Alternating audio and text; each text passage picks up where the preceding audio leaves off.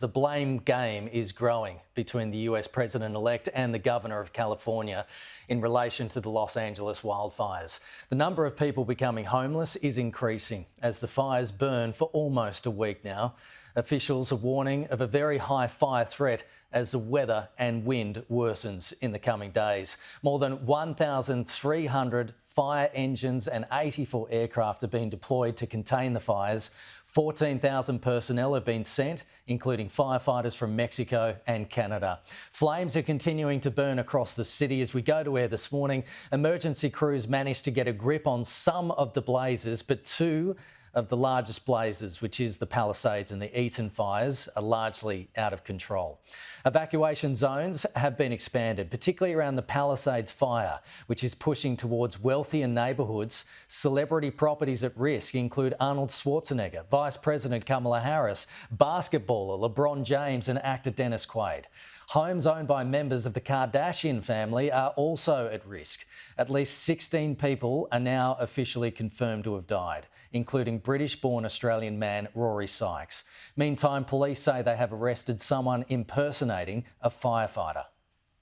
There were three individuals in a vehicle. They were stopped. They were where they weren't supposed to be. One had on fire jacket and a fire hat, and he was additionally arrested for impersonating a firefighter. We have people who will go to all ends to be able to do what it is they want to do to exploit the victims of this tragedy. David Blevins begins our coverage this morning. The sky over the city lit up as flames raged through the mountains for another night.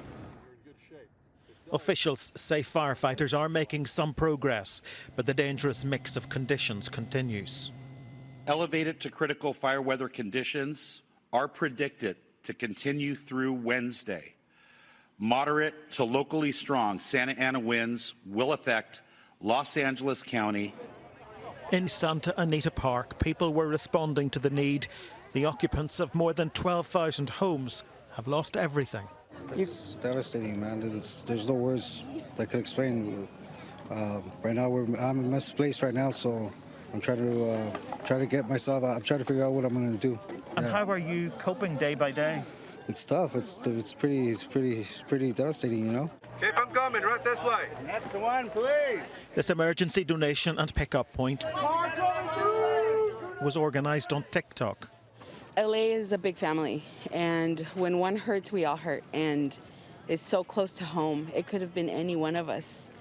Amid the rubble, a row over funding, fire department budget cuts and preparedness has erupted into public. What I can tell you is we are still understaffed, we're still under-resourced, and we're still underfunded.